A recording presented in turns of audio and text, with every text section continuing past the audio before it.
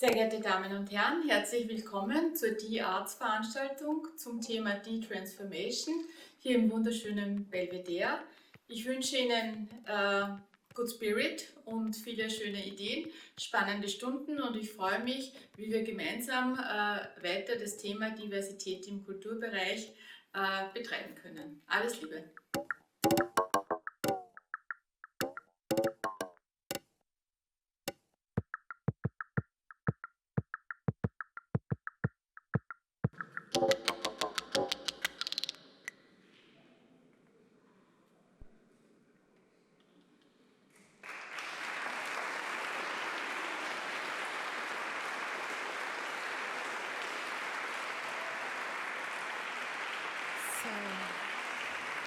Hello and a really warm welcome to tonight's event on de-transformation, diversity in decision-making positions in the cultural sector.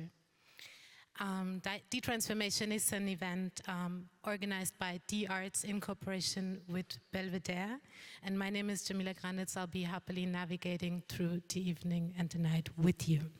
So before we start, I'd very much like to welcome the three wonderful people behind the curation of this event. So please welcome with me on stage Esther Bjorner-Ocho, Susanne Ernst, and Elisabeth Bernreuther.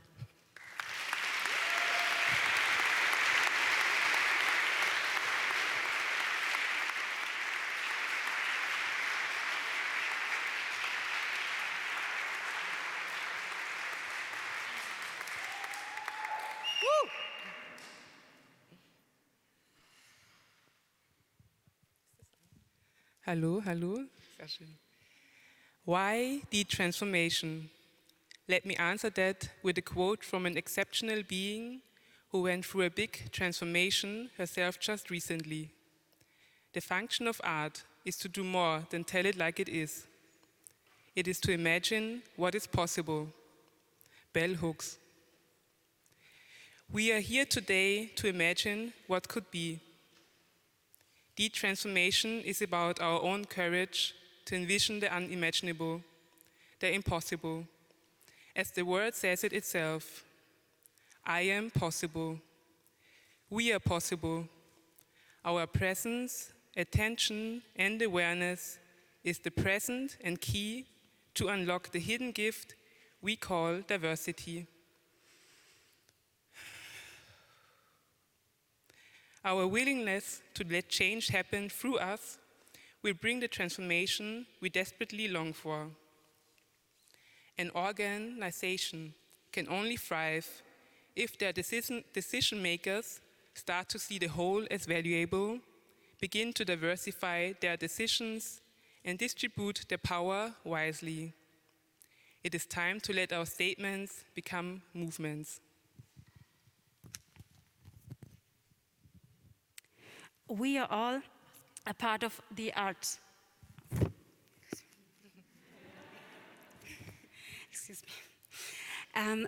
Which was initiated by Ivana Pilic, by Sherry Ari Abraham and Susanna Anna Ernst, and meanwhile became a broad alliance between individuals, institutions, and many initiatives who together want to push forward diversity and discrimination critique in the cultural field and sector.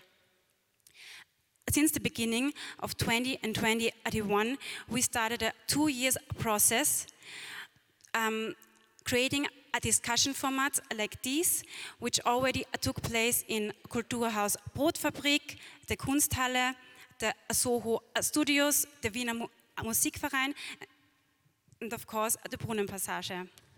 Today's event in the Belvedere is a further step and milestone for the arts in this process, and it's an important contribution to the discussion for transformation from within cultural institutions, and especially on the level of staff and leading decision-making positions. We're looking forward to today's exchange and like to welcome you. Hello, so from my side, we're very happy to be here with all of you and to with the arts to move forward and with everybody who feels this sense of urgency. I think we're all here because of this sense of urgency, and the discourse series is something that is running now for 2 years, but at the same time in the background there is a process where a network has been forming and is continuing to form. There is a movement starting in critical mass, and the goal is to continue 2023 with also a sustainable structure to continue this process, because it's a long way to go. And it's very important to build these alliances, also the unexpected ones. And yeah, and we're very happy to see, to work together on many different levels with people. And also what I want to say is today we're here, also the reason why we speak English, it's embedded into an international conference. There is a lot of people also from abroad. The discussion is not only local, it's also international, global. It's an issue that affects all of us. And yeah, the conference, what it's embedded is called Spotting, Spaces of Transformation. It will continue also tomorrow in Brunnenpassage. It's a project with 8 different culture centers in Europe that is also thinking about diversity and artistic processes, organized by Trans-Europe Halls. And yeah, we're looking very much forward to this discussion. Thank you, Belvedere, that we can be here. And we pass on to Jamila, and then, yeah.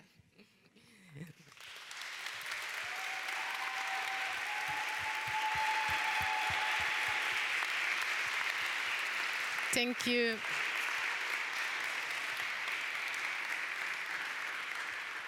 Thank you, the 3 of you, for shaping and creating, conceptualizing, curating, organizing this wonderful event.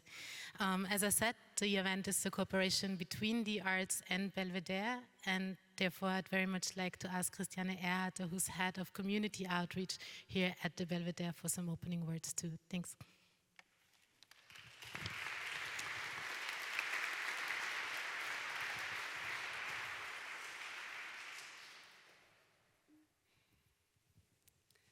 Good evening and welcome.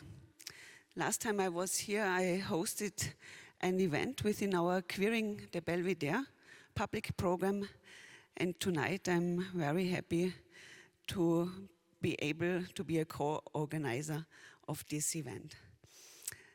Alles hat sich verändert, aber nichts hat sich geändert. Everything is different, but nothing has changed. This reads a poster in my office by Vienna-based artist Stephanie Seibold, which she prepared for the International Women's Day. It's the last day of March. It's the last day of Women's Month. So, how can museums address an audience that goes beyond the educated middle class? How do civil society topics play a role in exhibitions and projects? How do we diversify the museum? If we look at the feminist struggle, it took centuries before female artists were finally taken seriously and included and exhibited in museums. I do not think that other groups of society should wait that long. Still, spaces of art and contemporary art museums are very much about inclusion and exclusion. Who is in it and who is out of them? Still, museums are about representational issues, and you have to push for things to change. The necessity to revise cultural history and cultural practice in a queer, feminist and decolonial manner goes hand in hand with institutional changes. Of course, this also includes the personnel policy of the museums. We will hear about this later. But I think we all need to be ready and prepared for these changes. This is the welcome from my side on behalf of the Belvedere Museum. I would like to thank everybody who helped organizing this event, and especially also the co-curators for the many hours we spent discussing and working together. I would like to thank Susanna Ernst Esther Oyo and Elisabeth Bernreutner, also my colleague Claudia Slana, who is a co-curator in the public program. And I would also like to mention and thank the Belvedere Diversity AG. So let's have a very productive and fruitful discussion. I'm very much looking forward, and I think I give over to you, Jamila.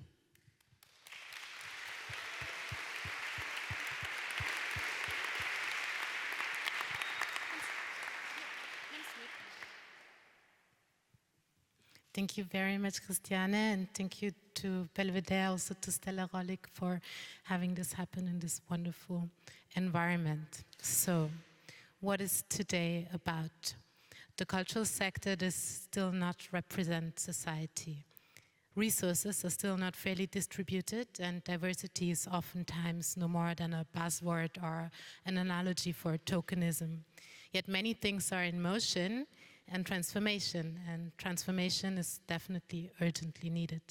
So who does and can facilitate that very transformation? How can that transformation look like?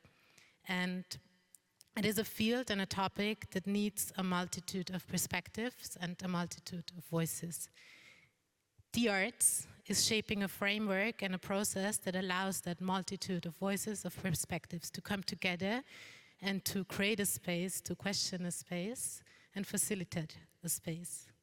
So these perspectives are brought together, and we're more than glad to welcome all of you to share your perspectives, your questions, and to shape that process with us. So culture workers, heads of renowned institutions, cultural politicians, it's really good that we're all here together. So, but before we'll be delving into this conversation and into all the fine lines and in-betweens of that, but before we do so, I'd very much like to introduce Hassan Mahamdaleh. He's a UK playwright, journalist, and a specialist in diversity and art, and he's a writer of arts in the Council of England's Creative Case for Diversity in the Arts, and he'll be holding today's keynote. He's already been hosting a table in our World Cafe in the afternoon session that we had at Belvedere 21, which was a really beautiful and fruitful discussion. And so please give a warm welcome to Hassan, who's going to talk on why diversity is an essential element in the arts that cannot be ignored. Hassan, please come up on stage.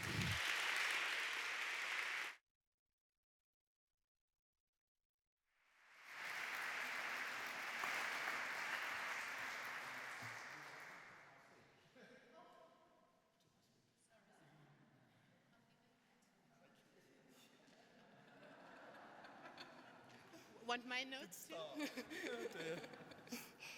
Just to test me, I think. Well, thank you very much, Jamila, for introduction. And thank you to the organisers of this event, particularly D Arts and the Belvedere Museum.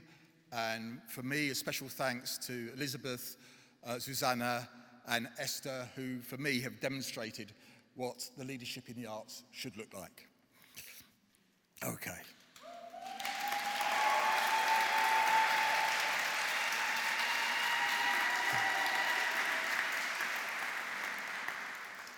So let's get down to it. Diversity exists. We don't have to invent it. Inequality is the issue. Diversity, in its widest sense, is integral and a central part of the artistic process. It is an important element in a dynamic that drives art forward, that innovates it, and brings it into a profound and transformative dialogue with contemporary society. To talk about diversity is merely to express the world around us. Diversity just is. We can observe it as an essential feature of nature, of evolution, adaptation, development, and change. A lack of, or emptying out of diversity, a destruction of diversity, for example, the narrowing of the Earth's biodiversity due to destruction of the environment by the human species, is recognised as threatening the future of the planet and all life upon us. So diversity just is. In the history of the development of human society, diversity as a kinetic force, the entrance from the outside of a new idea, a new understanding, a new way of seeing the world, what we might call insight, vision, innovation, is a force that enables society to make a civilizational leap forward.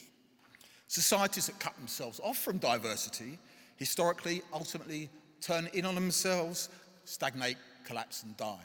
History tells us that. Now, counter to the sometimes hand-wringing of policymakers in the arts and in culture and in government departments even, diversity is not a problem. The actual problem that we face is that we have alienated ourselves from and have imposed man-made inequalities on our diverse society and thereby on our diverse arts community and on the future development of artistic practice.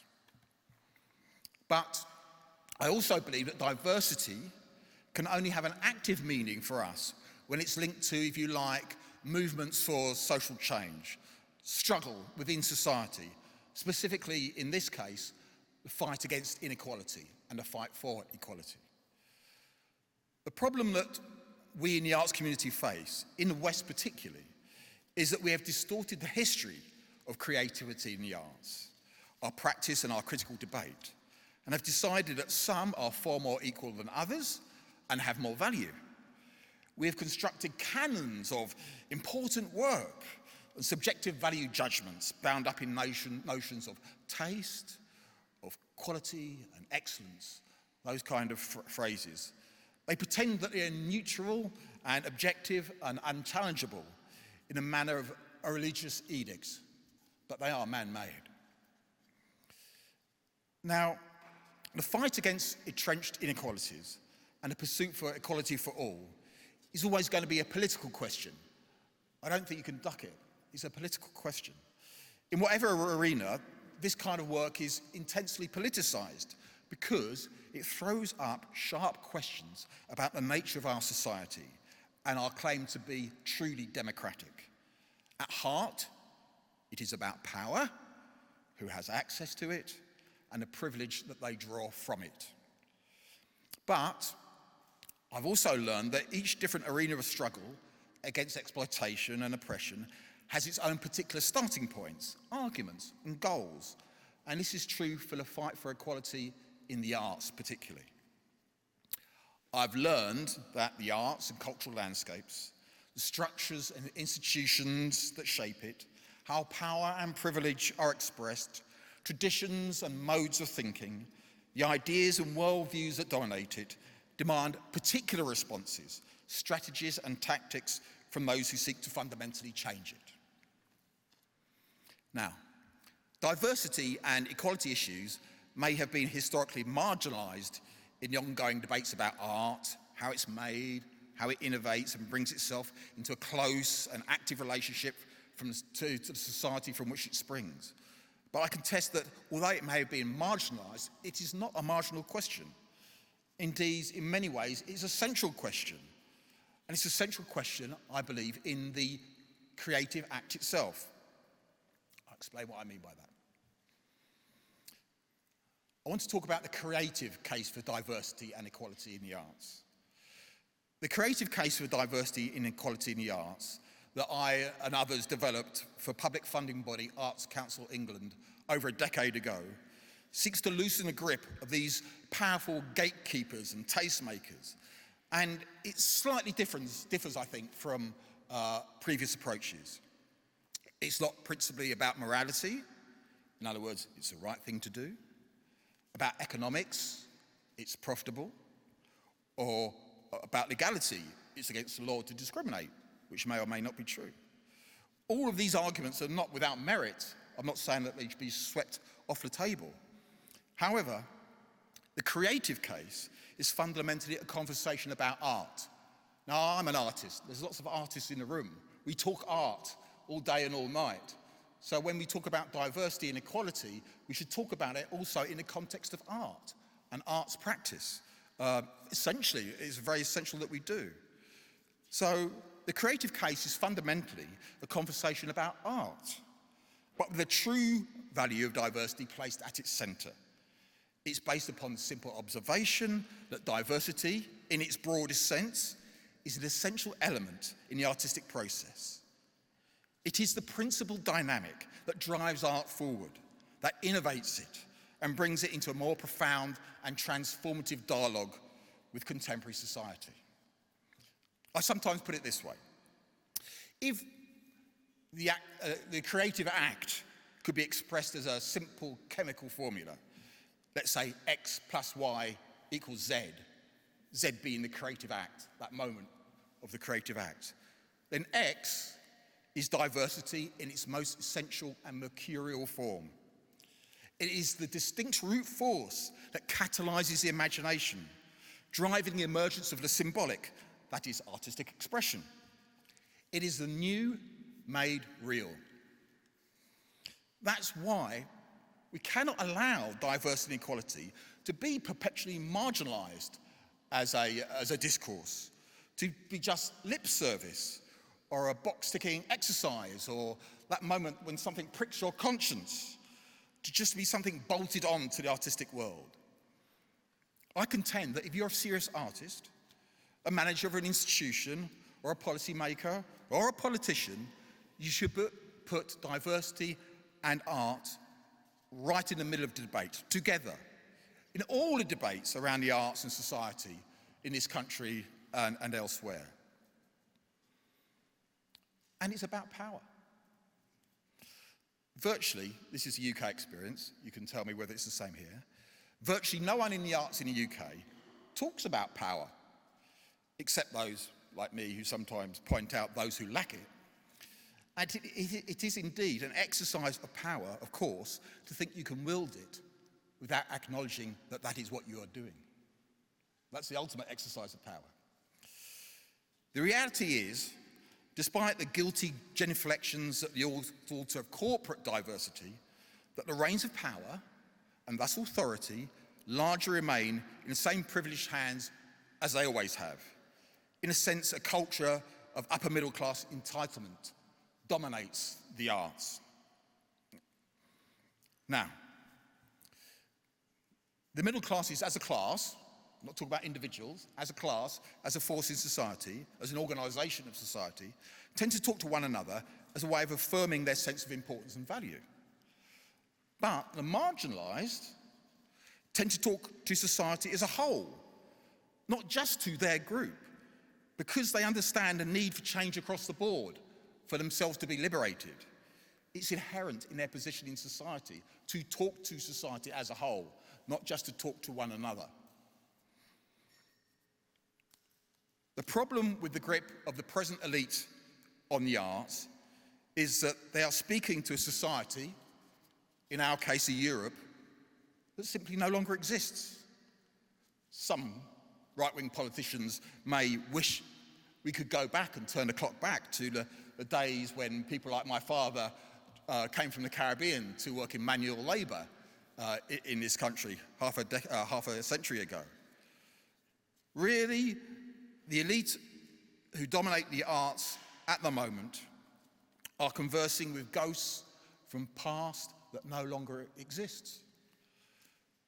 Therefore, only releasing diversity through the drive for equality can renew an arts that speaks to us as we are now and help us imagine future possibilities for our species and our planet, as Bell Hooks was alluding to in that quote that Esther talked to us about. And I think we have to come to that place where we understand that those without privilege, we need them to tell us something really fundamental about the society in which we live. Who is going to critique our society? Who is going to critique our society in ways that illuminate, that gives us some fundamental truths? Now, really, I think that is an urgent societal question about who are going to be the truth tellers in our societies as we go forward. Therefore, we need to speed up the process by which these people become visible and become heard and are valued.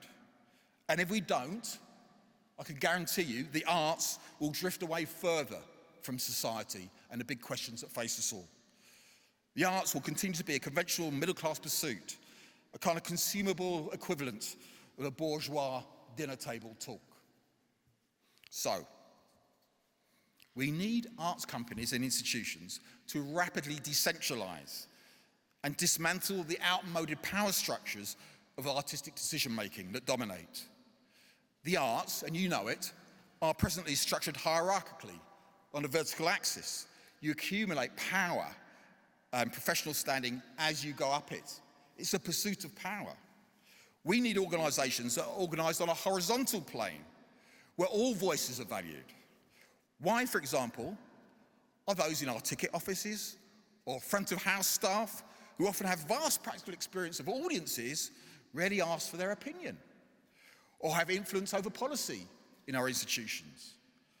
We need arts leaders who relinquish power freely, not those who hoard it selfishly.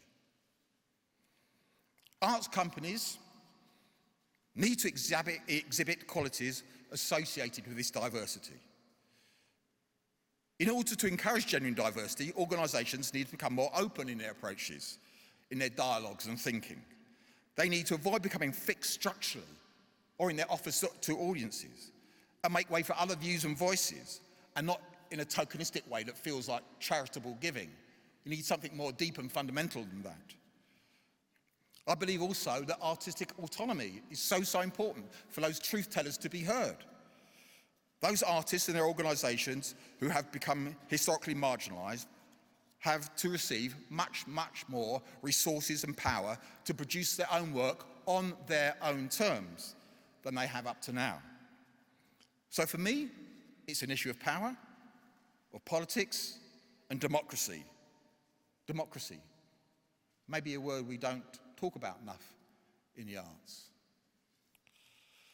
But there is a clear democratic imperative on a number of levels. For example, the arts in the UK is increasingly funded by a national lottery, which many people consider to be really a tax on the poor. So we face a situation where those sections of society who contribute most to the lottery, and therefore to arts funding, are those who are least served by the arts. And this inequality, like all inequalities, is simply intolerable. The same goes for those in receipt of state subsidy raised through taxation. As the American revolutionaries put it, no taxation without representation.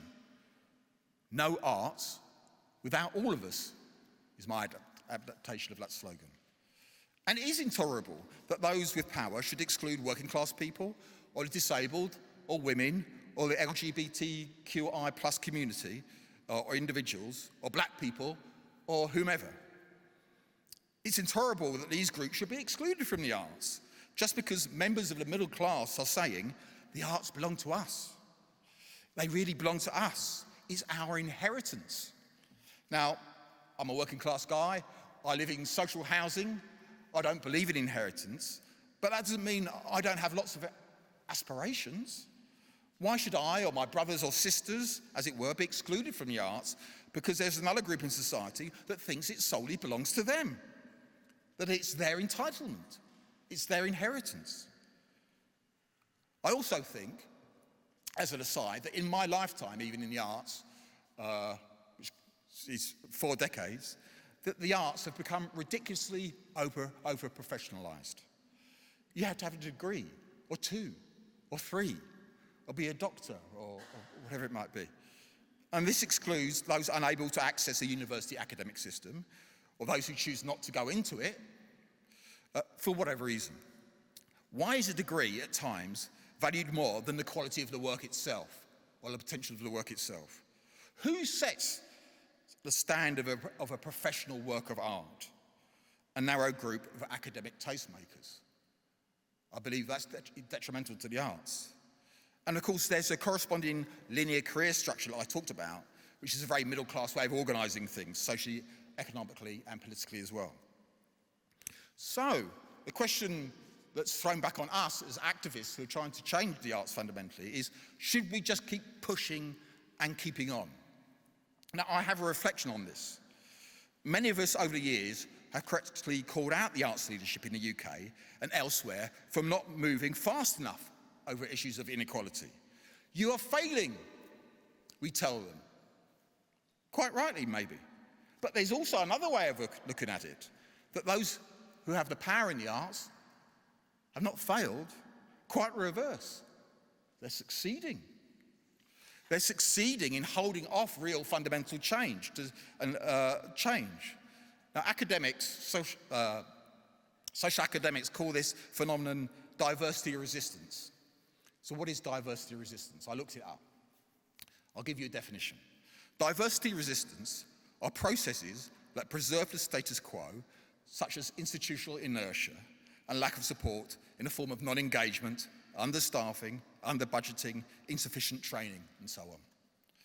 Among the more overt is symbolic bias, in which individuals deny that inequality exists and exhibit anger towards those who propose change to remedy it.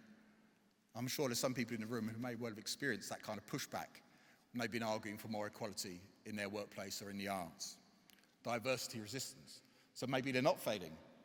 Maybe we should confront the possibility that they're succeeding in holding back the tide, as it were. And then the question is, what do we do about it? In conclusion, a renaissance is needed in the arts. What can history tell us? Now, I'll tell you what convinced me of this notion of the creative case of the diversity and the importance of diversity as an intrinsic value in creativity was the Harlem Renaissance. I don't know if you know much about it.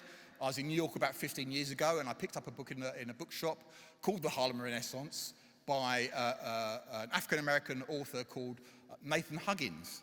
And I discovered that the Harlem Renaissance, the intellectual, social, and artistic explosion that took place in Harlem, New York, spanning the early 20th century, had a vitally important and revelatory story to tell us today. It forced me to try and grasp how it was that an oppressed and ignored group, who up to the end of the Civil War in America had been slaves, property of other humans, and then poverty-stricken sharecroppers, policed by violent Jim Crow laws, how was it that this community, the African-American community in Harlem, occupied the vanguard of American art 100 years ago? The authentic expression for all people about what it meant to be an American at the start of the 20th century. Not a black American or a white American, but an authentic expression of what it meant to be an American. How was it, in the words of the intellectual W.E.B. Du Bois, that the black American lay aside the status of a beneficiary for that of a collaborator and participant in American civilization?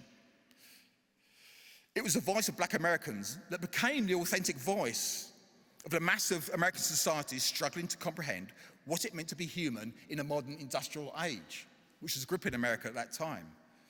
So the African American gave America and the world a musical form that was entirely authentic, new, and unique. It emanated not from Upper Manhattan, not from the salons of the gilded elite, but from the street dwellers of Harlem and the Bronx. Jazz, that originated in New Orleans and then migrated to Harlem, for me, is the syncopated soundtrack of 20th century American capitalism. The energetic sound of the Ford assembly line, Motown later on, skyscrapers going up, the bustling streets, the different languages and the folk expressions and culture. Indeed, they call the first 2 decades of the American 20th century, they call it the Jazz Age, because you had a culture expression and a society that was intimately intertwined. Intimately intertwined. That's why they called the Harlem Renaissance the Jazz Age in America.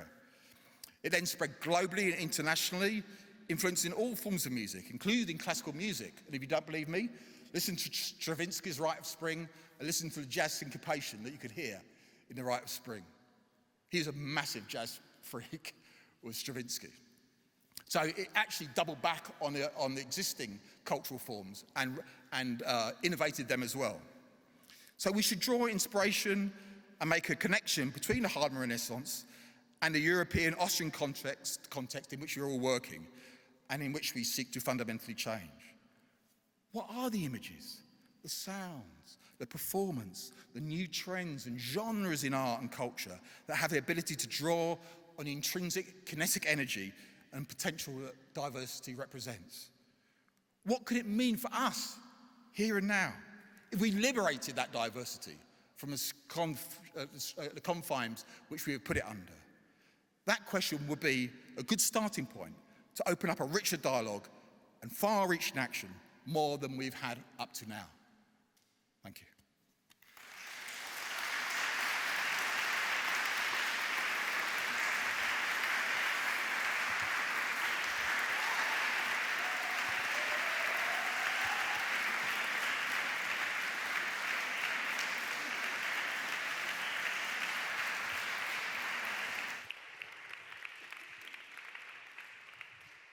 Thank you very much, Hassan. Feel free to sit down wherever you feel most comfortable.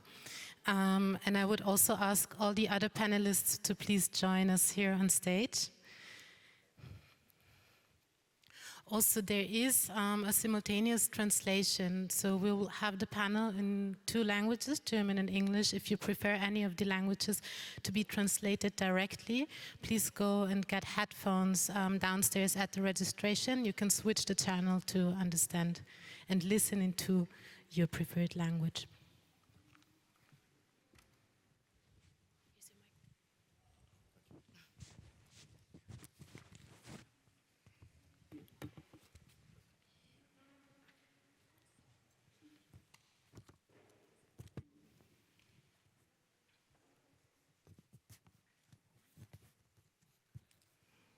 Thank you, Hassan, for this inspiring, thought-provoking keynote. That is a wonderful base for our discussion. Before we delve into the conversation, I may introduce our wonderful panelists. Today it's quite incredible to look into this very large group of people. So I would very much like to start on the other end of the stage by introducing Eva Blimlinger to you. She's Nationalratsabgeordnete, meaning member of the National Council of the Austrian Parliament. In the very middle of the panel, we have Tina Danso, who's here today on a very, very short notice, and we're very grateful for taking the time and sharing your expertise, as Miriam Sirikamera unfortunately had to quarantine and could not join us from Berlin. But Tina's expertise is wonderful, as she's an expert on intersectional equalities, human rights, and human resources. So she's actually working at the very base of what we will be discussing, structural change. For over 20 years, she's been empowering organizations through human resources-driven strategies to realize diversity, equity, and inclusion, gender parity, and change management objectives. In case you wonder why I read out her biography, it's the only one that you cannot find printed in the booklet. As I said, she only joined us on this very short notice. Thank you so much for being here. Besides Eva Blimlinger, we have Jonathan Fine, who's the director of the Weltmuseum Wien. Thank you for being here and taking the time. To his left, Stella Rollig, General Director of the Belvedere. Thank you once again for hosting us in the environment and also for sharing your perspectives and insights. Left to Tina, we have Natalia Hecht, who's an expert on monitoring and cultural evaluation. And she's a community artist, also rooted in the Brunnenpassage, Wien. To her left, we have Veronika Kaup-Hasler, our City Councillor for Culture and Science. Thank you for being here. And as you've already met, Hassan Mahamdali, UK playwright, journalist, and specialist in diversity and arts. A big applause for this round of wonderful people.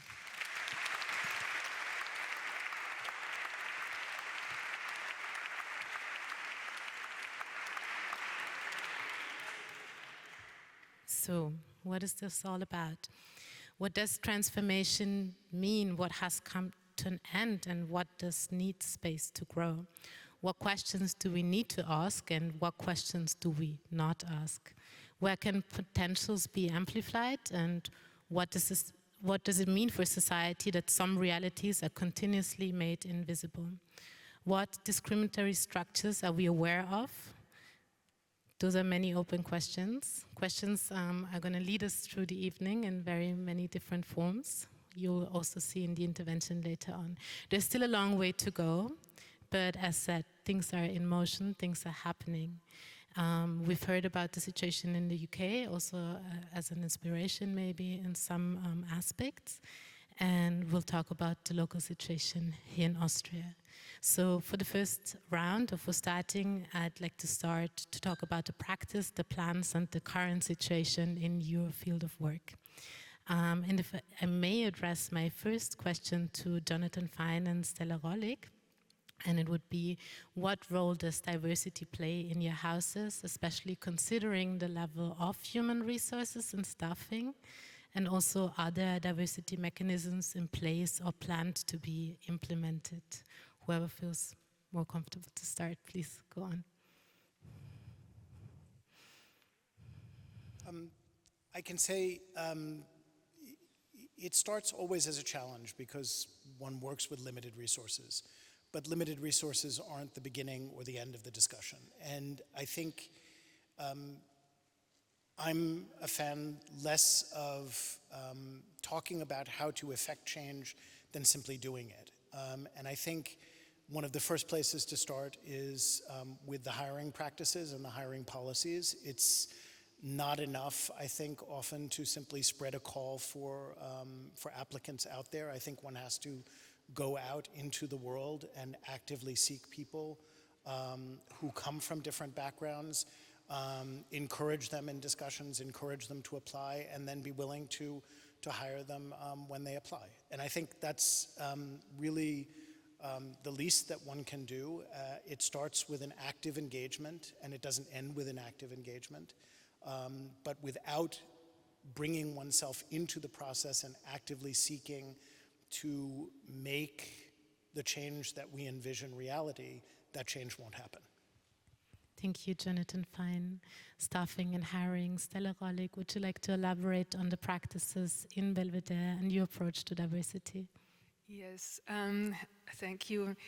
I would say we have to acknowledge that there's already really a lot been happening, not only at Belvedere, but in the entire art scene, the art institutions, the art scene in Vienna, in Austria. And at Belvedere, when we look into it, I totally agree with you, Jonathan, that we cannot overestimate the importance of the staff, of staff building and having a diverse staff. And actually at Belvedere we do have a very diverse staff. And I know, since this is also a class question, that everyone assumes at first when I say this, yes, of course, the guards and the cleaning personnel, of course, that's a diverse staff. But it's not true. It's the same. We have a very diverse curatorial department, communication department, art education department. But what I notice is that sometimes this diversity, which we do have, is not really represented in its full possibility to the outside, to what we actually do and what we show. So what we have been doing is we have been implementing a diversity group, a meeting group, working group, and here my big thank goes to Christiane, who has been the co-organizer of this conference with you.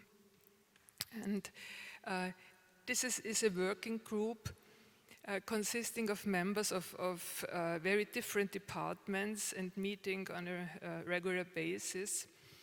And looking for things which could be improved, you're developing new programs, etc. And to be not too long, I would like to formulate my credo, which is I would like to create a climate where everybody in our staff is not only invited but encouraged to point to the blind spots that we all have. And I'm really the first to be grateful to be made aware of blind spots, of a lack of diversity, and I hope that we all will learn from each other to develop together. Thank you very much, Stella Rollig, for also pointing out, giving working groups and initiatives a space to facilitate change and transformation. As we have heard in your keynote, Hassan, the politics is a crucial level and aspect. So my next question would go to the two of you, Veronika Karp-Hassler and Eva Blimlinge. And I'd very much like to hear, how does the city of Vienna and on the other hand, the Federal Ministry for Arts and Culture support diversity-oriented nominations of houses of cultural institutions? And is there a mechanism in place that funds and actively supports diversity and diversification in programming also? I know there's many projects and things in bus and in motion, but maybe you want to point out a few of them. Okay, Eva Blimlinge, please. Yes. You are hiring, I'm not hiring. That, yeah. Okay. So, yeah, big questions, and what I just can say is a lot of transformation is going on very different levels. Starting, and maybe for our guests it is important to know that Vienna has a long tradition, since the Red Vienna, to have this claim of Kultur für alle, culture for everyone. So there is this notion implemented in the city, and in a big difference to the UK, we have a very strong public funding system, which is completely different to, as I know very well, many of my friends are working in Britain or the States, so it's a complete different situation. I just jumping into that field only 4 years ago, so I just can say what is happening. The gatekeepers are really crucial. So we, for instance, since I'm there, we have for the Biennale Eva St. Georgi, we have a group, a collective, WHW, WHW, from Croatia, a group of actually 4, but here 3 women curators who are a collective running one of the most important spaces for contemporary art. And we have Christoph Slackmulder for the Vienna Festival. So gatekeepers are enormous important. But on the same time, we have to think, you mentioned it very well, it was the thinking of accessibility and also autonomy of art. It means also giving spaces and talking about payment, fair pay, which is a nearly unreachable goal, but we, in talking to diverse scenes, we try to implement a talk, tell us, where are you now with your working conditions, and every field of the art is so different. So this is also a way of making more people having an access, which is, we know that from the sociologist point of view, we know that there is now a drift in the origin from artists. So from which class are they coming from? And it goes worse and worse the farther you go out from Europe. So I know so many Lebanese artists, for instance, as I've been traveling a lot to Lebanon, but most of them come from very rich or a bourgeois background. Here we have also this notion that you have to have parents or a partner, whatever, to support you, that you can invest your time in making arts. So, and this is a problem. And I think the artist scene should reflect our society in the total. And so in a way, we could say, okay, Vienna is outstanding in its supports, but it's never satisfying and never enough. That's for sure. It's an ongoing process where we try to also, in terms of who has spaces, can we give spaces to artists for the processes? And that's why if we implemented this kind of Arbeitsstipendien, so it's scholarships for artists. Now, every year, 84 artists get a yearly payment. for 1 year, so they can just work, and without that we ask them for any result. And they come from all fields, and you can apply every 5 years. So there are many things where enter points, and you have to, it's like a big organ where you have to work simultaneously on so many things. And we, for instance, this great initiative of the Brunnenpassage, which was one, only the first spot of really living neighborhood and diversity. So it's really a role model for me. But we now have more of this kind of projects in diverse places of the city. Not only in the center, where all these fancy houses are standing and all these super museums, but also on the outskirts. So many issues, but I say it with a proud, but I say it knowing that a lot has to be done. A lot has to be done for the future, and we can only go step by step, and also in encouraging people like you doing this kind of panels. Thank you very much. You pointed out evaluation, process-oriented funding by scholarships, decentralization and funding of decentralized art centers, among many other things that are necessary happening. Also fair pay when it comes to accessibility and actually the affordability to only be able to produce and do arts. What is happening on the national level? Please share your insights. Thank you for the invitation. From my point of view, I have to say the main question is that Austria has a very conservative system of education.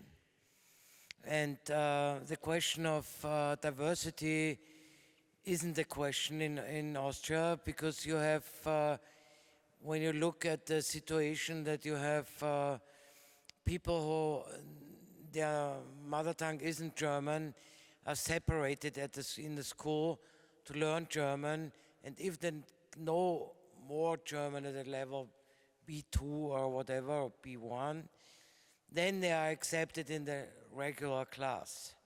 So you see that the diversity in Austria is not integrated in the whole education system. And that's what Veronica said. It's at this point, it's a question of class, and diversity is accepted with a not mother tongue in the Lycée Français, but not in the school at the 10th district in Favoriten. So you have all this situation, and that's at the end.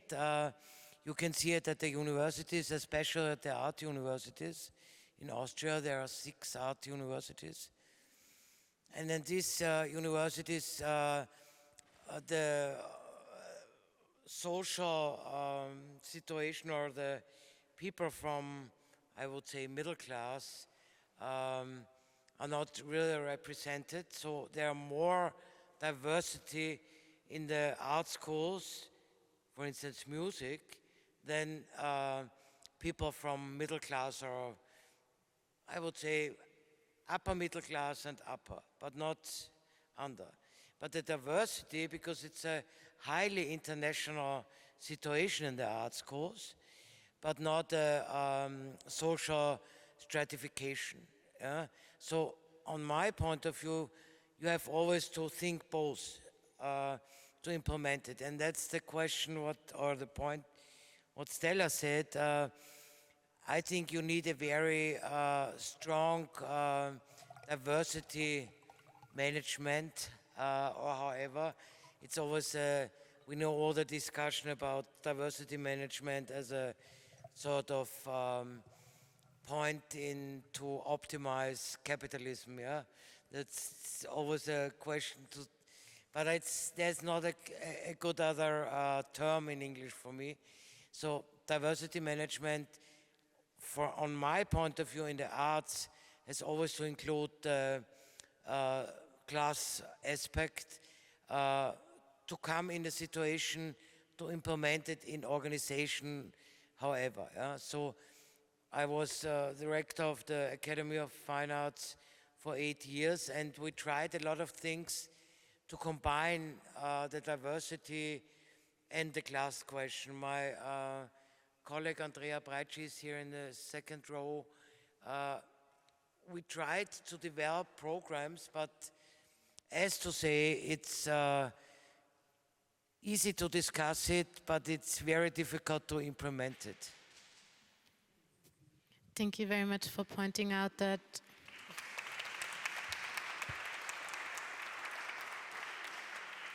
diversity has to be thought of intersectional, that diversity is never a single struggle, and that the segregative schooling and educational system in Austria starts with the segregation in a very, very early age and has sustainable and severe also outcomes and aftermaths when thinking. So I would like to direct my next question to Aikatina Danso, our diversity expert, and ask her what measurements would you suggest cultural institutions and houses from your experiences in diversity and anti-discrimination work. I know that you've been working with international organizations in corporate contexts, in human rights contexts, but also dealing with human resources a lot. What are the thoughts that you could share with us and the strategies that you want to share with us? Thank you. Thank you for having me on the panel tonight, and thank you for holding space for this conversation. It's a very important conversation that is great to see happening in Austria. My background is pretty international, but started off in the UK. And whilst a lot has been done, there's still a lot to be done. And as we hear from the contributions on the panel, when we think from a human resources perspective, that's really a place where institutions can put their money and their resources where their mouth is, and model the change and the diversity that they want to see in their audiences, on their stages, by defining through good leadership, and it's great to see such great leadership on the panel today, defining through strong leadership what diversity is, because what is it? From one organization to the next, it can mean everything, which also leaves a lot of scope for it to mean absolutely nothing at all, but very, very shiny talk. And so from a human resources perspective, it's very important to remember intersectionality, as you referred to, that diversity is not only about gender. We made some progress with gender, but diversity is about gender, queerness, it's about disability, accessibility, it's about social income, it's about age and generational. It's an opportunity to link across generations. It's about healing, it's about mental health. And so the diversity that we are talking about, we really need to think of in broad terms and bring many different voices to the table, to these conversations, so that our conversation and the standard that we hold each other to when it comes to diversity is as inclusive as possible. And when we talk about diversity and what it is and the progress that has been made, what is essential also is that our tools for recruitment, for hiring, are accountable. It's all very well and good saying, you know, we have made progress. Of course, we have far to go, but we have seen change. As somebody who regularly sits in quite big and well-funded institutions in many countries, I have not seen the kind of change in audiences, on stage, and behind the scenes in decision-making processes, in budget-making processes that I would wish to see, considering the percentage of funding that goes to certain institutions. And in our keynote, we heard how diversity is, whether we endorse it or not, whether it's funded or not. Also, culture is, whether we endorse it or not, and whether we fund it or not. But it is a matter of social justice, of quality and of accountability to our taxpayers and to our heritages as countries, to ensure that all are represented and all are funded, because the culture will happen in Favoriten, in the Kaffeehäuser, on the street, whether it's funded or not. But we want to see, over longer term, a sustainable, inclusive and fair sharing of these resources. And there are too many barriers still.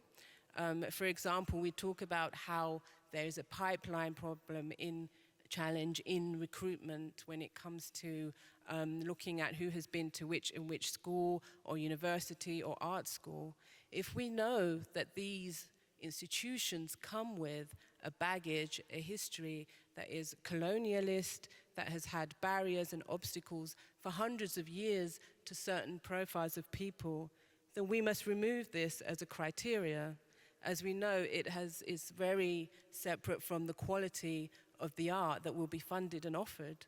Why do you need to have gone to a specific kind of school or speak a certain kind of language in order to have access to the funding, in order for your ideas to be endorsed, in order to be able to create sustainably and maintain your mental health? And so human resources is really a space where leadership can inspire their staff, the staff they select, but also the staff who are already there, to have pretty uncomfortable but very necessary conversations about how change will happen in thinking internally, so that we see the change we want to see on the stage and funded and in audiences.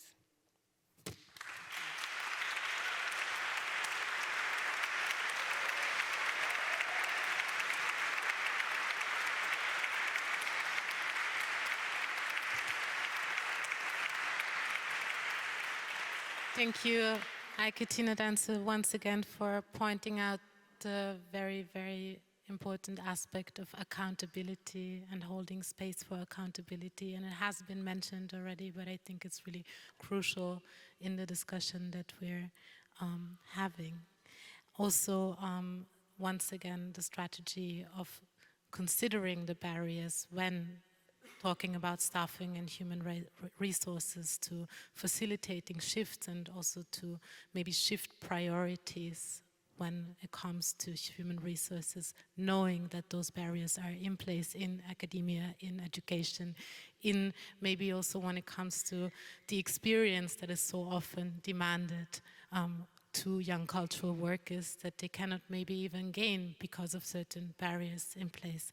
Hassan, you've already told us a lot about those things also in your keynote, saying no art without us and no art without all of us. I'd like to hear from you, thinking of a policy and also political level. What strategies can you share or would you propose when delving into the conversation we're having right now? Well, I worked for 10 years Arts Council England as a senior policymaker. And I think the thing I kind of learned is that there has to be a holding to account. I mean, I think that's part of it. The Arts Council in England for 40 years talked about diversity for 40 years and made absolutely no progress, quite frankly, in terms of the distribution of its funding. And it wasn't until when I was working at the Arts Council, we completely rewrote the contract that arts organisations who got public money had to do. So the contract used to say around diversity and equality, we want you to please do some things around diversity and equality. We'll give you some more money if you say you're going to do it, and we hope that you will. Now that kind of yearning and cajoling or kind of pushing or trying to convince arts organisations, it frankly didn't work. What happened was lots of arts organisations said, we'll take the money, we'll hire a few people once in a while, we'll have a few black or brown faces that we can put on our brochures or on our website, but we're not going to change our artistic programming. And for me, it's a question actually of, if anything, of course we have to have this notion of we have to diversify the workforce. But really the crucial question is, can we please play with the big boys and talk about actually the programming, about how we present the work, the archives that we have? Can we have a curator from West or Central Africa who can tell the true story of European modernism and the fact that it has its roots as a European-African conversation at the end of the 19th century and the early 20th century? Do you think we really have a Picasso or a Klee or a Modigliano or a Barbara Hepworth or whoever it was, without them actually going to the Ethnographic Museum in Paris and looking at African masks from Central and West Africa? We wouldn't even have modernism. So can we tell the truth actually about our own history to begin with? So what we said to the organisations were that we're not going to reward you for doing diversity. We are going to penalise if you don't. And we put in the contracts that unless they could actually show that they'd made progress, not just that they had an equal opportunities policy, but they'd actually made progress in all sorts of areas, including who was in charge of programming and what kind of work that they commissioned, then they could be liable to have their funding frozen or cut. And I think we're kind of at that moment of inflection where we either go in one direction or we go in the other. We can't hover. At the moment, I think there's a kind of hovering, not a really grasping of what really needs to be done. So I mean, that's one thing we did in policy, is we really tried to hold people to account in terms of the contracts, because they were in receipt of public money. So I think it's not just a question of diversifying the workforce. Of course, why not? I mean, it just seems obvious to me. But really, the power lies in the question of the programming and the commissioning. And I think one of my favourite books, I'll end on this, is Giuseppe Tomasi di Lampedusa's book, The Leopard. Anyone read it? Yes. It's about the Risorgimento in Italy, where the Garibaldi is a revolutionary. He's sweeping through Italy, and he's going to get down to Sicily. And the feudal king in Sicily says to his nephew, you know what we must do? The revolution is coming. For everything to remain the same, we must pretend that change is happening. And I think there's this kind of thing where people say, yes, we're going to change. We do want change, but only so that everything must remain the same. That seems to me what we're confronted with at the moment. In one reason, that's why we have a crisis in the Western Museum, because we want everything to remain the same and change at the same time. I don't think you can actually hover around that question any longer. Thank you, Hassan.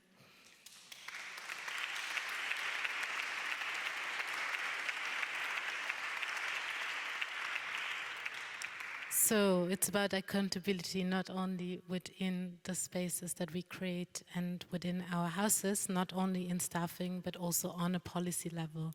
So accountability that is linked to funding, accountability that has consequences to funding and on the structural level. Yeah, and also the programming, content. What is being programmed? Who's speaking? Who's being shown? Whose archives are we touching upon? And how are they presented? How are they mediated? Maybe also, how does art education look like? I would like to move on to you, Natalia Hecht. You did, in advance to this very event, but already in your practice a long time, lead interviews and conversations with people who are oftentimes little represented in cultural institutions on a staff level, but also in being exhibited with their artworks. What are the conclusions and understandings that you've been drawing from your research and from your also evaluation processes? Muchas gracias, Jamila. It was a very interesting, very rich process to speak with 10 experts that could bring many different aspects about diversity also including Iketina. And what I learned from this process is that there is an amazing amount of knowledge that comes from all of these experts that are already working in a lot of organizations that are really moving so many things, and all the knowledge is there, the expertise, the methods, how to change everything. Like, they have so much information on how to do the change, and they are doing it already. So it is just a matter of deciding to listen to them. And for me, even to listen to each of these persons, it has been so transforming. So it is, I think, like when we sometimes have this idea that it is very difficult to create this change, I think we really need to rethink that, because it is possible. We saw also in the Brunnen Passage, it is possible to have a very diverse team where everybody speaks a different language, where, yes, it may be sometimes, it means that we have to get together and understand how to work together. But this is a very good basis. And I think, like, from research, I also have observed that sometimes evaluation, or very often, there is no evaluation, there is no tracking of progress in terms of if we are changing or not for equity. And also evaluation has been instrumentalized just to sustain privilege. So it is so important even to rethink evaluation, and how is it if we have an evaluator that comes from an underrepresented community, and it's already creating a different power relationship inside the system. And so why do we not have evaluations that are about the system of the institutions? We only have evaluations that evaluate certain isolated projects. So systemic thinking is really so important and so crucial. And I also think that there is in research and evaluation one very important aspect that is about not creating harm when we do evaluation and research. And I believe that if we do not change big cultural institutions, if we do not start seeing diversity in institutions, we are doing harm to our society. We are doing harm to the generations that come and do not feel included, and also because big cultural institutions are creating ideas about what art is, what culture is. So as a society, we really need to start creating spaces where to exercise democracy, where to become all of us included in the conversations that are so urgent for all of the global problems that we have today.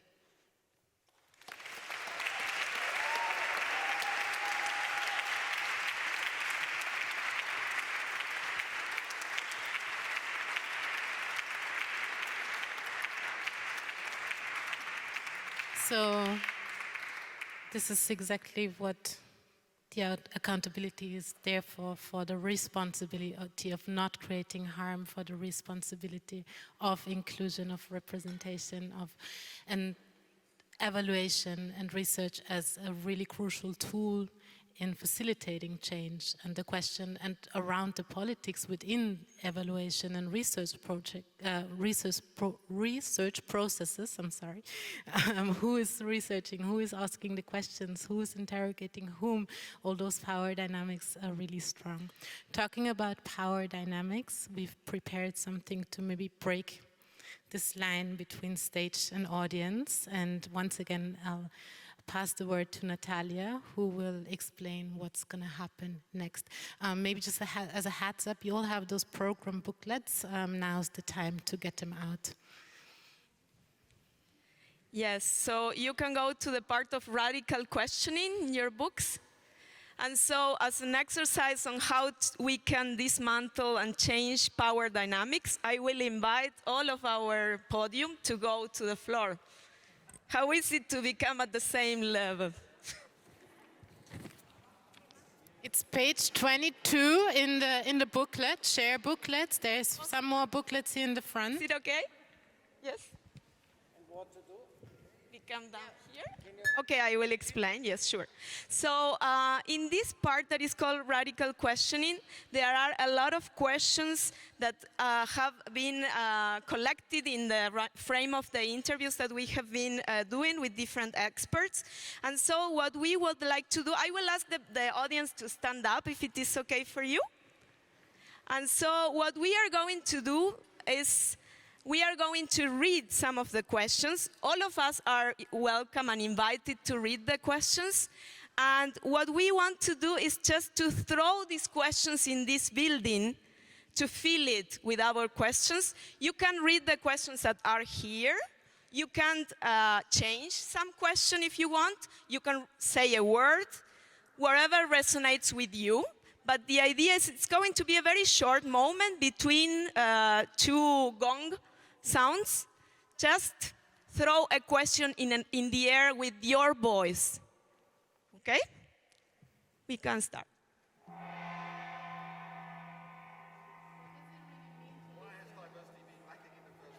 Who holds currently what forms of power? Who works in the cultural sector? What does it really mean to listen?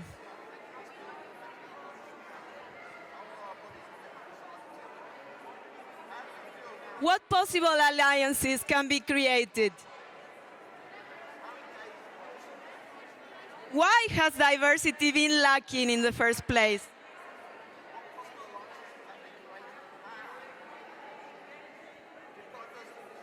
Have they talked for themselves? Listen.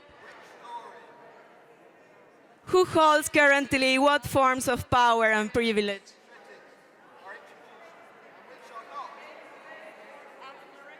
Which experiences of discrimination?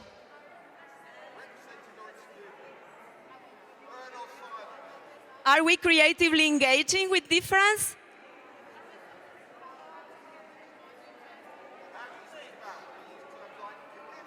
Are we engaging creatively with difference?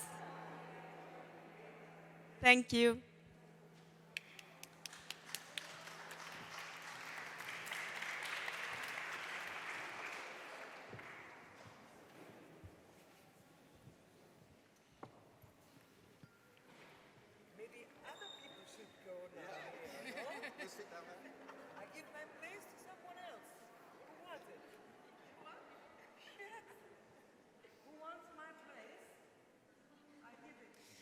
Veronica Karpasler is offering her place on the panel. Is there anyone from the audience who's willing to take it? Yeah, Gollner.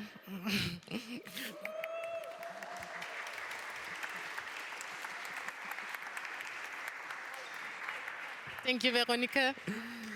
Gollner, would you mind quickly introducing yourselves to the ones that don't know you yet? Yes. Well, nobody took it, so I had to. My name is Golnar Shahyar. I'm a freelance musician, composer, producer, but also advocate for equity, inclusion, and diversity, and fair pay in Austria and German-speaking countries. Woo!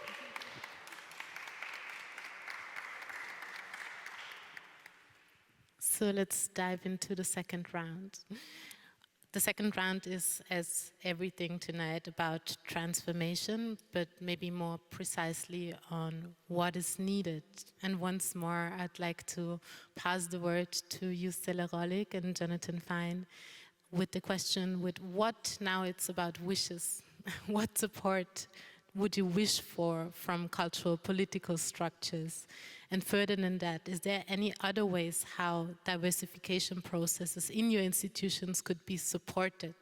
Maybe on a policy level, on a political level, maybe on an audience exchange level. Yeah, what is the support that you wish for? Stella Rollig, do you mind to start? There is a dream that we nurture at Belvedere, and we want to start with Belvedere 21, where I think many of you have been this afternoon. And we really wish to transform this venue.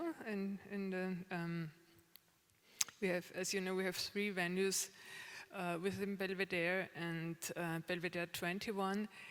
It has so many possibilities. It has so many qualities. The space, the infrastructure, our resources, and we want to share them. We want to open up. We are thinking that this institution, this place for contemporary art, has to change in terms of changing the program, leaving the rhythm of having like let's say 5 to 6 temporary exhibitions on every level of the building each year, having the shop, having the bar. So we had a very, very intense 4 weeks workshop with a working group, people from Belvedere plus people from outside. Just thinking and dreaming and meeting literally every day and developing a vision for the future Belvedere 21. And in my personal biggest wish would be to find a way now to realize it, to, as you say, bring it down to earth. Das ist wirklich auf die Erde bringen, realize it, really change it, which is a huge challenge. How do you do it? We started with cooperations. I mean, as you know, and as it has been mentioned, and we do have our public program, we do have the community outreach, we do have the neighborhood forum. So we already have a lot of experience in opening and sharing.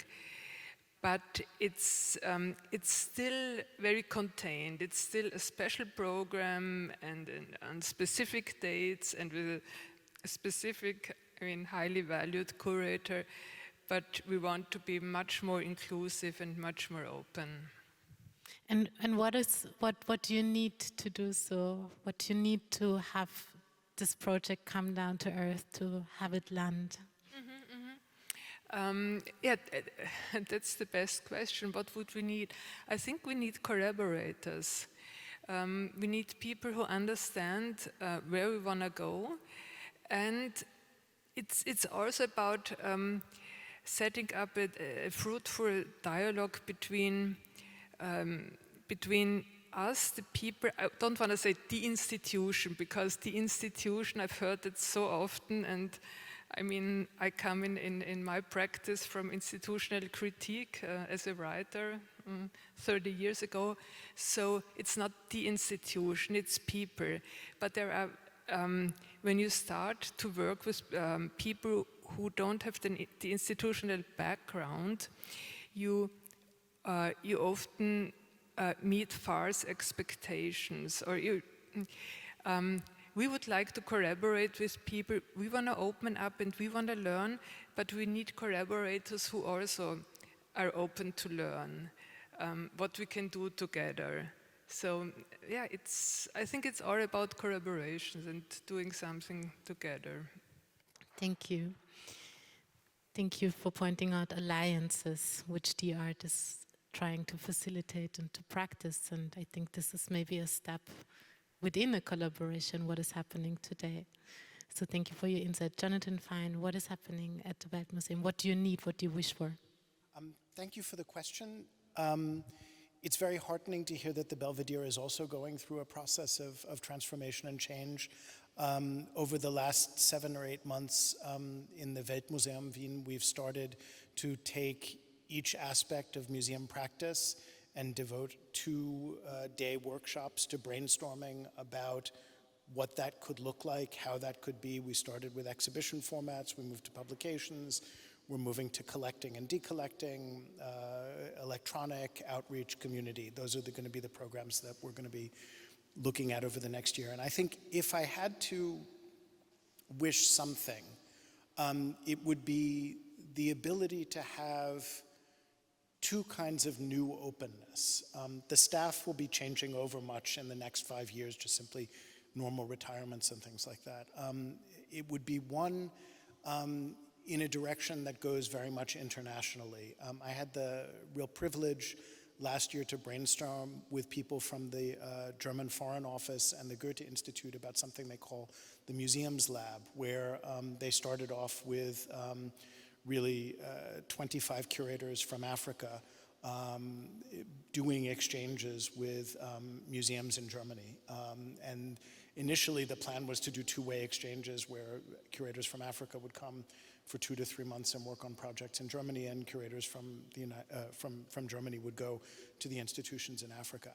I think that's a good model, but I'd also like to expand on that and say it can't just happen internationally. I mean, it has to be the kind of exchange that happens within Austria itself. And I would really like to see the ability to do those kinds of work and exchanges with curators from communities in Austria, whether it's Favoriten, whether it's the 16th, whether it's the 20th, whether it's Transdanubia, to look as far abroad within Austria as we can, and to pair that up with the international people who could come. So that, in essence, what the museum becomes is less of a place for managed curation and more of a place for spontaneous experimentation. And that would be something that I think would be fantastic. Thank you very much for sharing that vision. I'd like to ask Eva Blimlinger, when thinking about the cultural political discourse, but also drawing from your experience as the former rector of the Academy of Fine Arts in Vienna, how do these processes happen? Is there external consultations on diversity taken into account when it comes to the discourse around diversity? I mean, you've already mentioned the strong emphasis on an intersectional aspect and on education, but how does this dialogue look like in working groups, in process management? Before I come on the panel here, Andrea Breiteny and I talked a little bit, and we said it was easy to be a feminist because it was clear women, men, and then equal opportunity, and that's the way. And that's my history in the whole university business. I started my career as an equal opportunity officer in the Austrian Rectors Conference.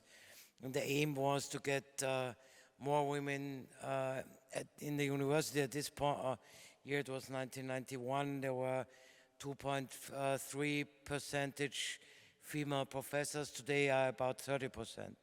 So it was easy. It was not easy. I can tell you, it was not easy, but it was a clear system.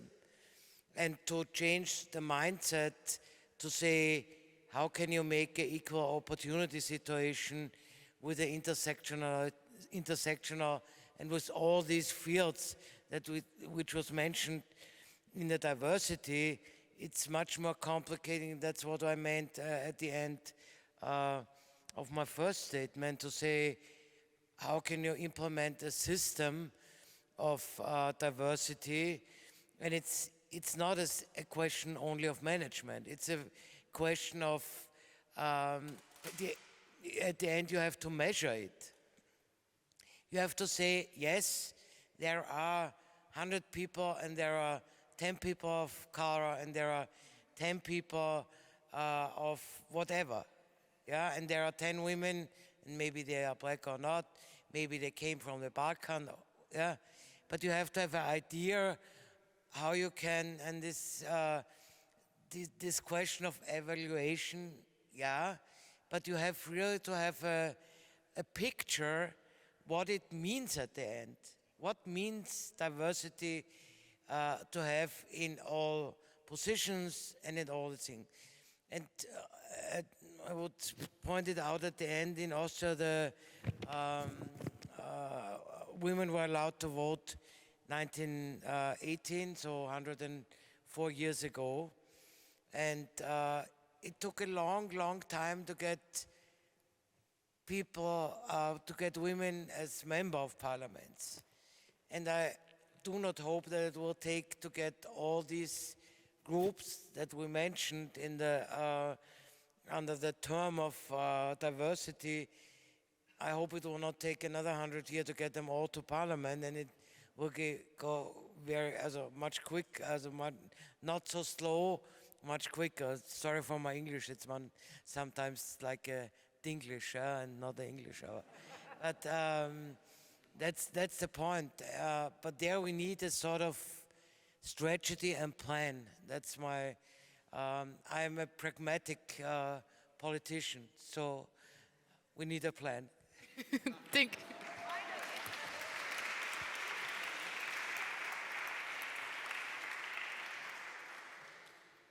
Thank you very much. Concerning the implementation of measurements and facilitating processes, Iketina, Danzo, would you be willing to share maybe experiences also from your practice with international organizations that you could pass on to cultural institutions and people in the field of culture that have shaped and managed and shared their dreams and visions and wishes? Is there some consultancy that you could give us in how to facilitate those processes? Yeah, so many great points have been made. I would emphasize, especially around the intersectionality and the need for measurement, which is particularly challenging in Austria, as there are so many strict laws around measuring on the basis of ethnicity, and that this actually undermines many efforts to make visible and to report on progress. But still within the limitations and within the national context, for countries who for historical reasons, do not measure ethnicity or migration indicators, a lot can be done to still have transparency and accountability by measuring. And this is ultimately what works. It's not a very sexy answer, but if you can see it, then you know that it's there. And if you can measure it, then you know if you are moving forwards or if you are moving backwards. You can justify resources. We have the digital software in terms of human resources to measure anonymously, to have anonymous applications on who is coming into an organization. I believe what's also worked in other international organizations that I've worked with, civil society organizations, is to tie performance indicators around individuals in management as directors, progress on equalities, on representation of different backgrounds and voices, to salary.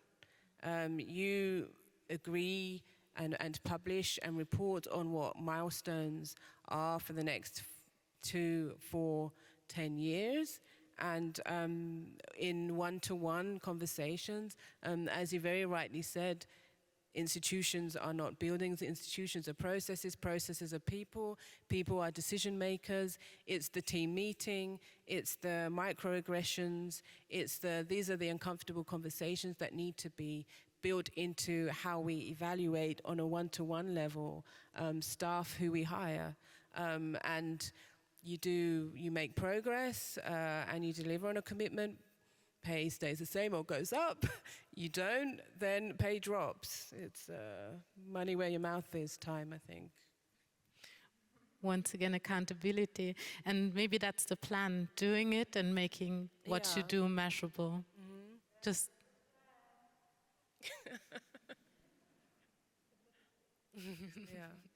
The plan is doing it. So, Golna, I've seen you nodding and and noting things down. So I would like to know what input you would like to share with the round and with the space and the audience, because you've been working with in the struggle for fair pay, within the struggle for different representation and access, especially in the musical fields for the last few years, actively.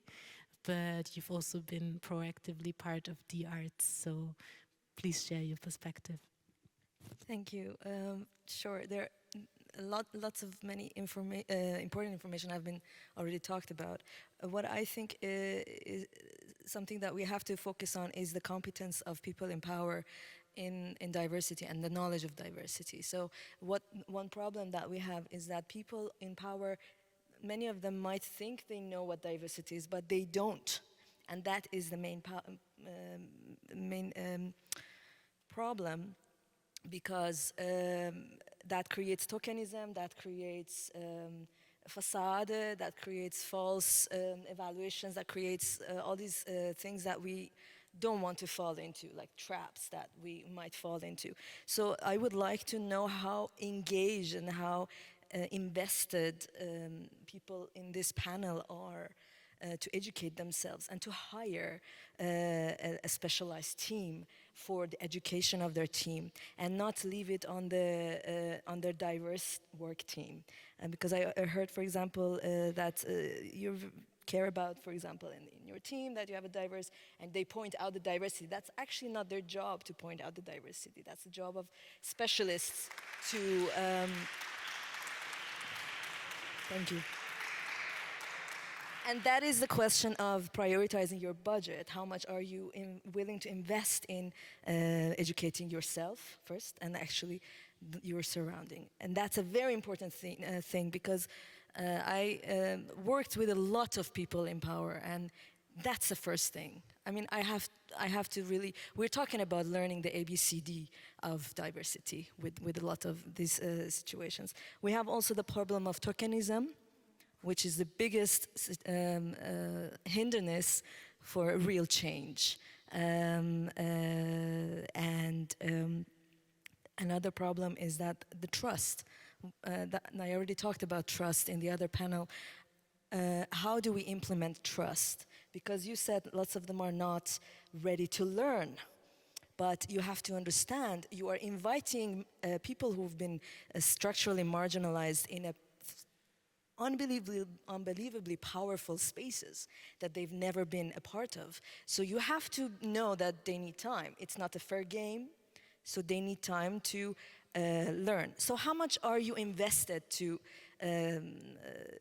educate them and to actually help them? This is a very important thing. We can't say we don't have people. It hasn't been a fair game since like over hundreds of years. So we need to invest in educating our marginalized, especially because our education system from the very beginning, from kindergarten in Austria, we're talking about Austria, excludes people based on how they look, their language ability and everything. It's not a fair game. So and the next question is, what is the plan? Where is the plan? I've heard, thank you. I've heard all kinds of sorts of like scattered ideas. There hasn't been a structured mindset on how do we approach this. Hasn't been. All these scattered efforts doesn't work. We need a unified approach to this. We haven't actually talked about the media, importance of media and journalism, TV. We didn't touch that, which is something that represents the identity of Austria. What is the identity of Austria? Like everything that is being represented is not definitely diverse. We need to come into a communication with education system. That is like the key. So all these situations, it's the priority of how much are you prioritizing in your budget for educating yourself and your staff, and how much are you willing to work with other organizations in really creating a plan? That's my comment. Thank you so much. Thank you very much.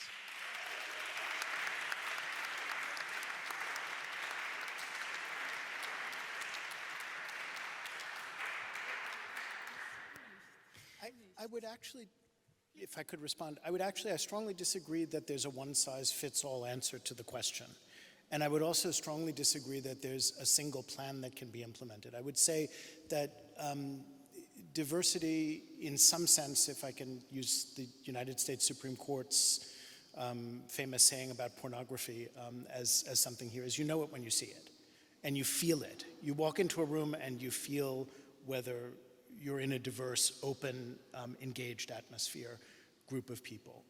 I think when looking, and I come somewhat as an outsider because I've only been in Austria now for 7-8 months, you look at different institutions have different histories, and they have different histories of exclusion. I mean, I would say I think the history of exclusion in an ethnographic museum like the Weltmuseum is a set of exclusions that not only have to do with preferring or prioritizing certain forms of academic expertise and using that to channel and serve as voices for people from other parts of the world. In other words, the assumption of voice away from other people, the removal of voice. And that's perhaps a different challenge than one is facing in a contemporary art museum or a historical art museum. So I think the question has to be, what is the history of exclusion in the institution, and how best to address that, and understanding its roots. I think the best approach that I can think of is to first start by listening. Is to first come into a room and think, who am I speaking with, or who am I hearing from? And then to think, what voices am I missing? What perspectives am I not hearing? And why am I not hearing them? And to then set about a series of discussions that are often very uncomfortable, but need to happen with people in the institution and outside the institution to understand that dynamic and then begin to redress it. And I think perhaps it's oversimplistic to say it, but I meant it. The senior staff at my museum will almost completely change out over the next 5 years. And that gives us an opportunity not just to bring new people, new voices, new perspectives, diverse perspectives, and intersectional perspectives in, but also to move people into senior positions where they will determine the future of the institution. So, I mean, I think there is no one-size-fits-all plan, and solutions start by listening and an openness to uncomfortable dialogue. Thank you very much. Eva Blimling-Lawon. Can I add?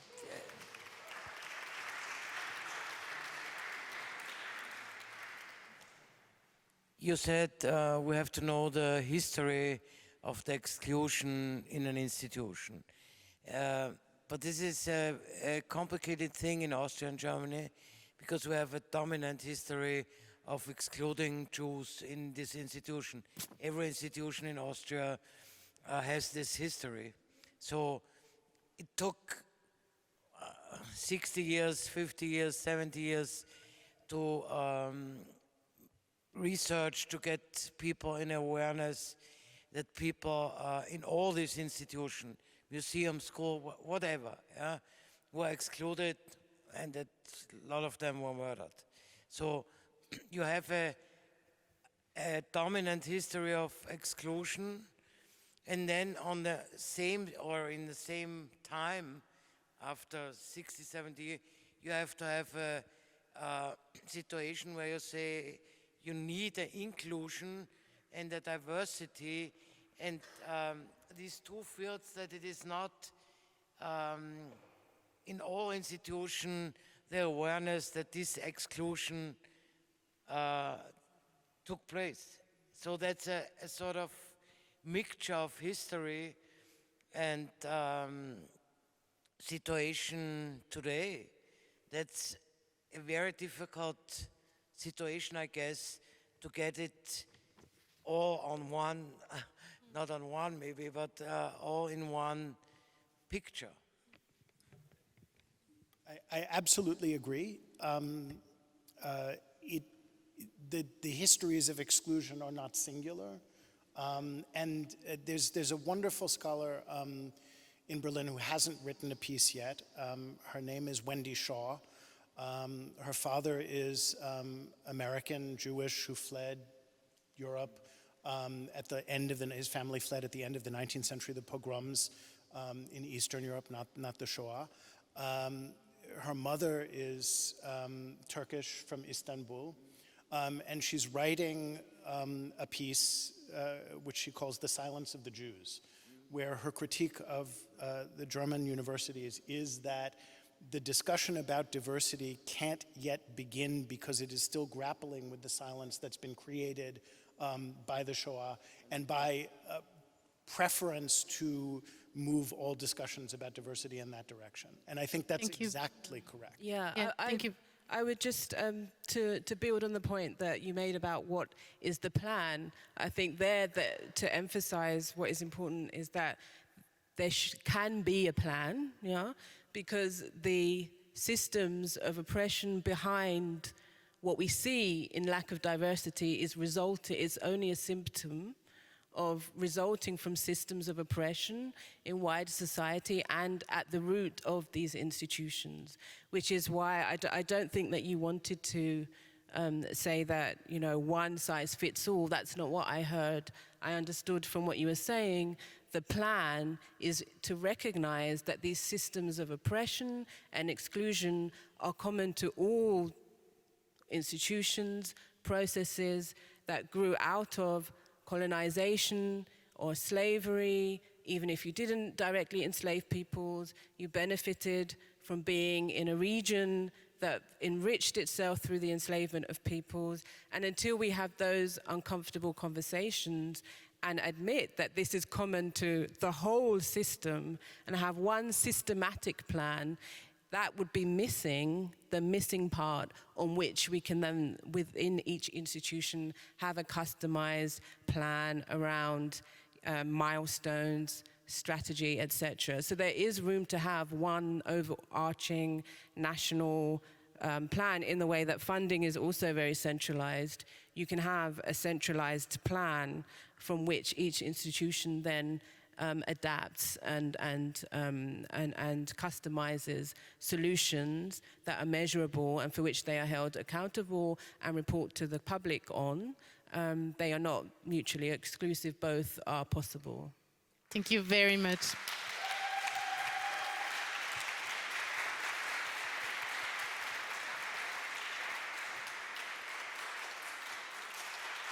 Having a look at the time, I would very much like to open up the conversation to the audience. We are very limited in the time frame that we have. What I'd like to do is I'd like to collect 4 questions for the first round. Please raise your hand. Maybe if you're willing to share your name and ask your questions, I will note it down and then pass it on to the panel. So I can see Veronika Kopp-Hasler raising her hand. I can see Andrea Breit raising their hand. There is a question on the very left there and a question in the very back. Actually, it's a very concrete question to Golnar, because maybe you can tell us about your experience from the Kultursommer. This was a festival we created, and we gave all the power to a group of people, mixed female and male, so 50% male, 50% female, and 50% so-called Austrians, Viennese from the whole country, and 50% with my migration past. And I think it did something to the program, and I want to know, and also from the generations, it was kind of very mixed. So maybe you can tell what kind of experience this was for you in order to program now the city, because the task was, for those who don't know it, it was entrance free, it was a COVID plan to open up to everyone. It was on plein air, in parks, wherever in the whole city, but it was your curation, in fact. I'll collect the other questions. Thank you very much for the question. Yeah, thank you very much. Andrea Breit is my name, and I'm the president of ELIA, the European League of the Institutes of the Arts. And I'm saying this not because I'm full of myself, but because what I want to say is connected to it. So thank you extremely for this wonderful panel, raising maybe also too many questions, but the last point that you made, I think, is extremely impossible. It is extremely important, not important.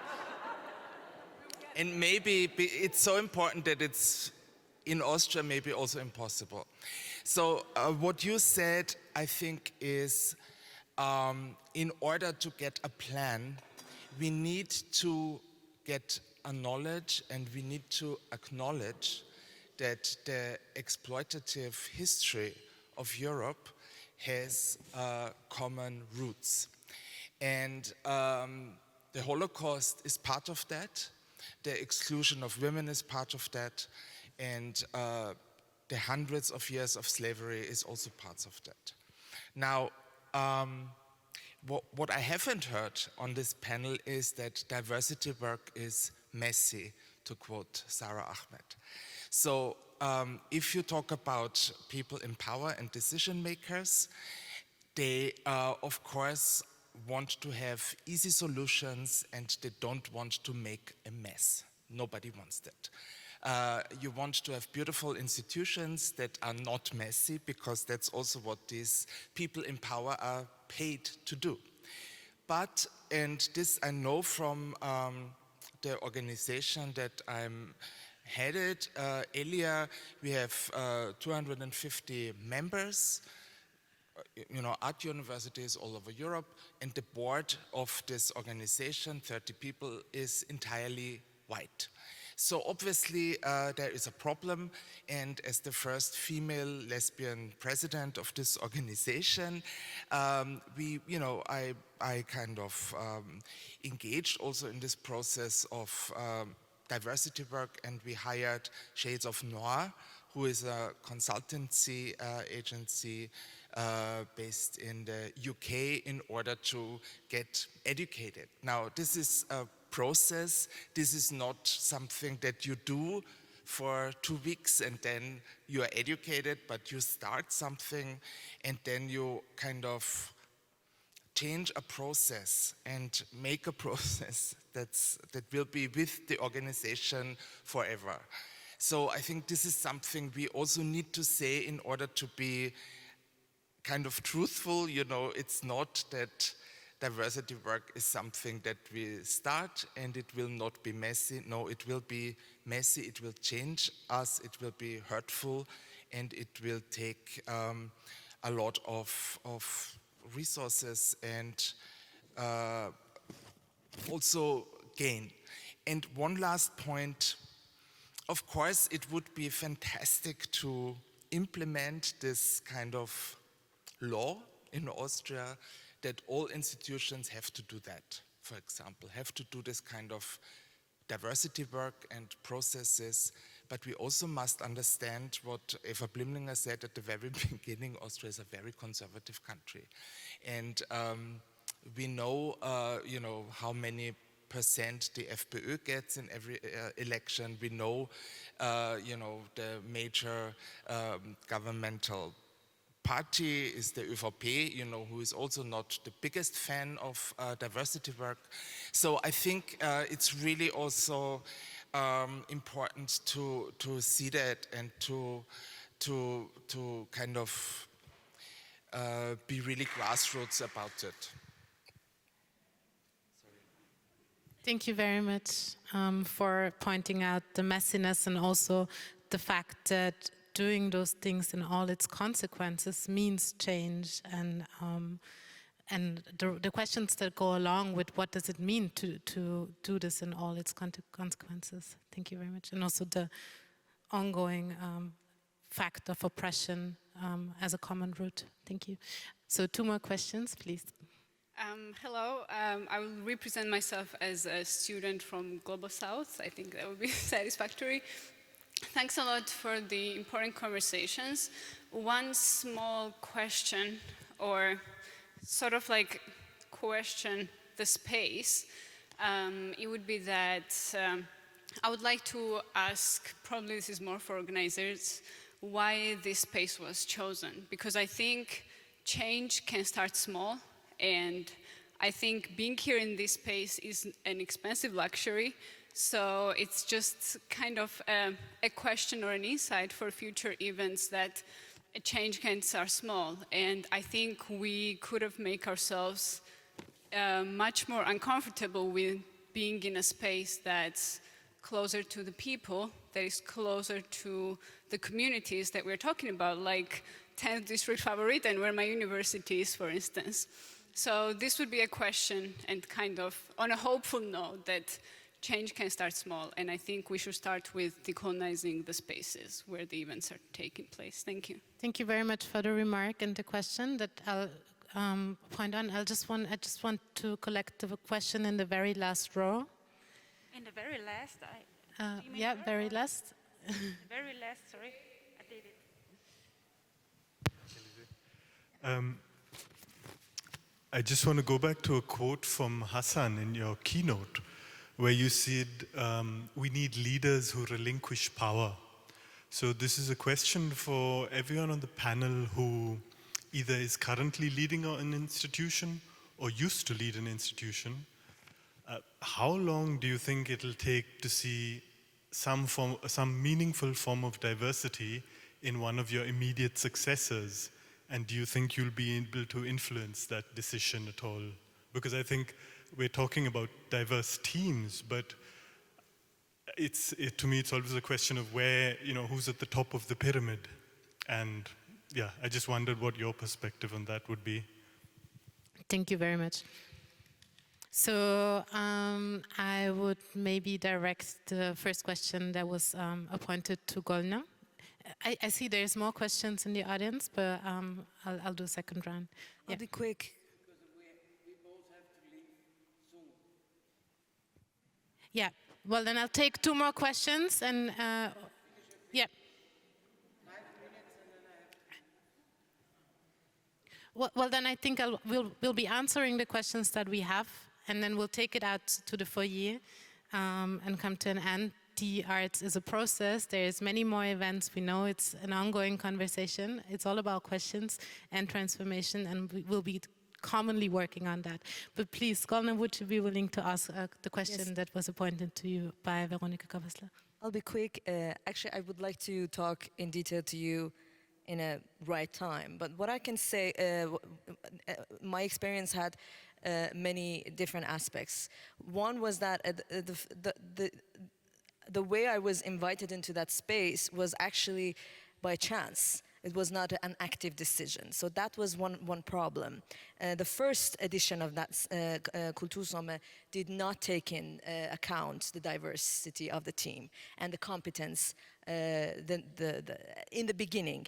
After that, you embraced it. So there are 2 sides in it. So you invited me for the second edition. That was great. I was there as one of, actually the only person in the first edition to really try to address things. So I was again one of the people who was educating. I was overwhelmed. I was alone. However, it was very interesting. For the first time in my life, it's a personal experience, I was in a decision-making position, and I saw how everything is happening. And that was very interesting, and I would have loved to continue that, because that was too short. So I don't know, that's what I'm saying. No, really, because it's too short. In order to, that's the kind of plan that we need. This is not enough. These are scattered efforts. Diversity, as you said, is not, I always say diversity is not a charity project. It's a philosophy of life. It's a way of life. It's not a charity project. For that, we need time. We need to sit down, think over the years. So that was too short.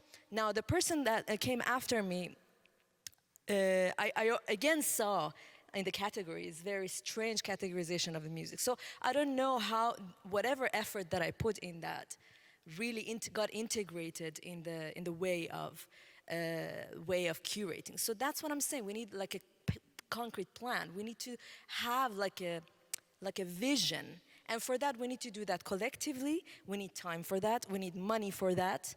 And we need a space for that. Please, I'm begging you to invest in that.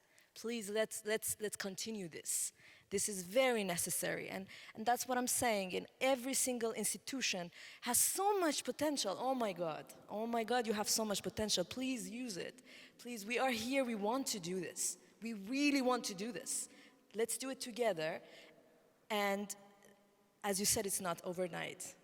Let's do it over the years. Let's grow together. Let's do that together. Dear Gunnar, dear audience, I'm very sorry for this decision, but I'm going to cut the panel at this point. I think the fact that things need years and year-long and lifetime commitments is maybe also the answer to how fast and how quickly institutional change can be depicted. Concerning the question why this event is happening here, I'll take the freedom to answer that. For the arts is working in a multitude of different levels.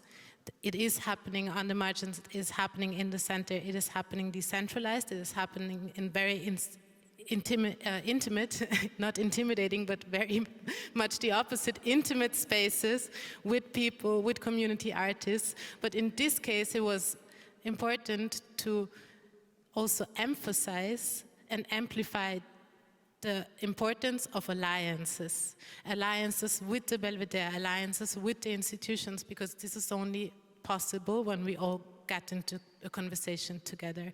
And don't worry, there is spaces and there is places where those conversations happen, in maybe even exclusive spaces for cultural workers, maybe even exclusive spaces for certain, oftentimes so-called marginalized groups. So this was a very deliberate decision also to claim certain spaces and to fill spaces with questions and with topics that usually don't find place in that very spaces. So I hope that that answers that.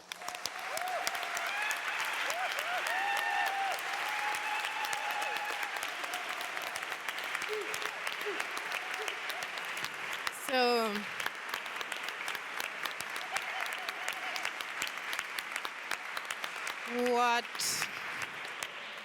what we are left with are the opportunities and possibilities of accountability, of responsibility. What we are left with are many, many questions and the work ahead and the things that are happening ahead.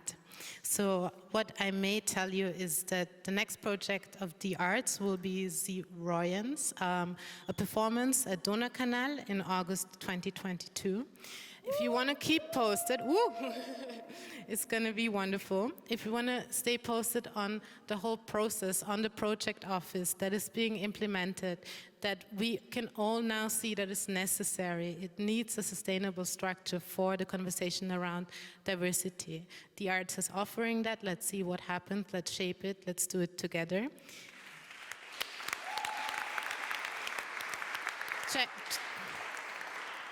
Check the homepage. There's a newsletter tool that you can register in to stay posted on all the upcoming events and conversations. And thank you so much for staying with us for even longer than you planned to, for the whole evening, for the whole afternoon, some of you, for the whole day, even some others of you. Have a lovely evening. There's drinks and refreshments outside in the foyer, and take the conversation on. Have a good night.